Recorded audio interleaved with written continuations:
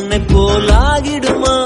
கோடி கோடியாய் கொடுத்தாலும் நீ தந்த அன்பு கிடைத்திடுமா? ரத்தத்தை நான் தந்தாலுமே உன் தியாகத்துக்கு ஈடாகுமா? நான் பட்ட கடன் தீர்ப்பேன் என்றால் ஒரு ஜன்மம் போதாதம்மா. நடமாடும் கோயில் நீதானே. 100 சாமிகள் இருந்தாலும் அம்மா உன்னை போல